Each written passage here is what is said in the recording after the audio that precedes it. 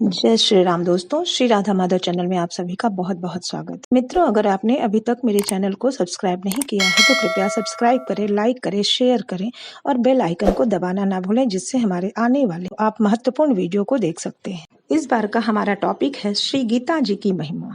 श्री परमात्मने नमः। गीता जी की महिमा, इसके बाद श्रीमद् भगवद गीता का मैं संस्कृत और हिंदी दोनों में अनुवाद करूंगी, तो कृपया इस महत्वपूर्ण वीडियो को अवश्य देखें। श्री गीता जी की महिमा। वास्तव में श्रीमद् भगवद गीता का महात्म्य वाणी द्वारा वर्णन करने के लिए किसी की भी सामर्थ्य नहीं है, क्योंकि यह एक परम रहस्यमय ग्रंथ है। इसमें संपूर्ण वेदों का सार संग्रह किया गया है। इसकी संस्कृत इतनी सुंदर और सरल है कि थोड़ा अभ्यास करने से मनुष्य उसको सहज ही समझ सकता है, परंतु इसका आशय इतना गंभीर है कि आजीवन निरंतर अभ्यास करते रहने पर भी उसका अंत नहीं आता। प्रतिदिन नए नए भाव उत्पन्न होते रहते हैं। इससे सदैव नवीन बना रहता है एवं एकाग्रचित होकर श्रद्धा भक्ति सहित विचार करने से इसके पद पद में परम रहस्य भरा हुआ प्रत्यक्ष प्रतीत होता है। भगवान के गुण, प्रभाव और मर्म का वर्णन जिस प्रकार इस गीता शास्त्र में किया गया है, वैसा अन्य ग्रंथों में मिलना कठिन है, क्योंकि प्रायः ग्रंथों में कुछ न कुछ सांसारिक विषय मिला रहता है। भगवान ने श्रीमद् भगवद गीता रूप एक ऐसा अनुपमेय शास्त्र कहा है कि जिसमें एक भी शब्द सदुपदेश से खाली नहीं है। श्री वेद व्यास जी ने महाभारत में गीता जी का वर्णन करने के उपरांत कहा है, गीता सुगीता कर्तव्या कि मन्ने शास्त्र विस्तर है, या स्वयं पद्मनाभस्य मुख पद्माद्विनी श्रिता। गीता सुगीता करने योग्य है, अर्थात श्री गीता जी को भली प्रकार पढ़कर अर्थ और भाव सहित अंतःकरण में धारण कर लेना मुख्य कर्तव्य है, जो कि स्वयं पद्मनाभ भगवान श्री विष्णु के मुखारविंद से निकली हुई है। अन्य शास्त्रों के विस्तार से क्या प्रयोजन है?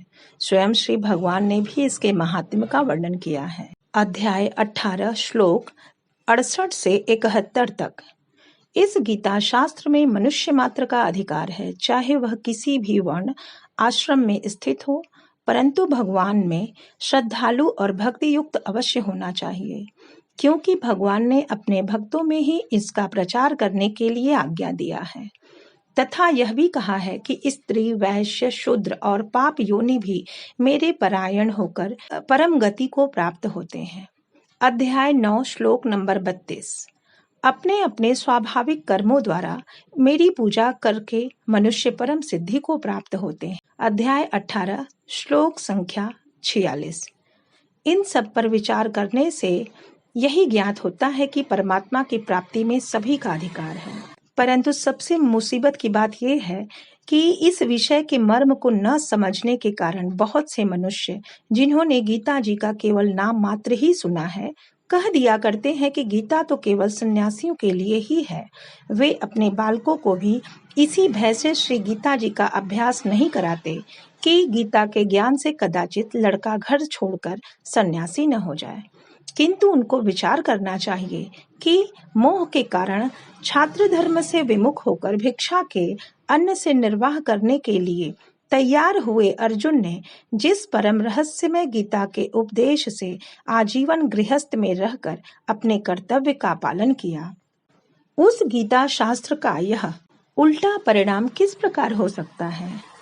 इसलिए कल्याण की इच्छा वाले मनुष्यों को उचित है कि मोह का त्याग कर अतिशय श्रद्धा भक्ति पूर्वक अपने बालकों को अर्थ और भाव के सहित श्री गीता जी का अध्ययन करावें एवं स्वयं भी इसका पाठन और मनन करते हुए भगवान के आज्ञानुसार साधन करने में तत्पर हो जाएं, क्योंकि अति दुर्लभ मनुष्य शरीर को प्राप्त होकर अपने अमूल्य समय का एक क्षण भी दुख मूलक क्षणभंगुर भोगों के भोगने में नष्ट करना उचित नहीं है। इसलिए मैं आप सभी से अनुरोध करती हूँ कि भगवत गीता का अध्ययन सभी के घर में होना चाहिए। छोटे बड़े, बड़े बुजुर्ग, स्त्री पुरुष कोई भी हो, सबको इसका अध्ययन करना चाहिए। अपने बच्चों को संस्कार दीजिए। उम्मीद है ये जानकारी आप लोगों को अच्छी लगी होगी। इसी के साथ हर हर महादेव।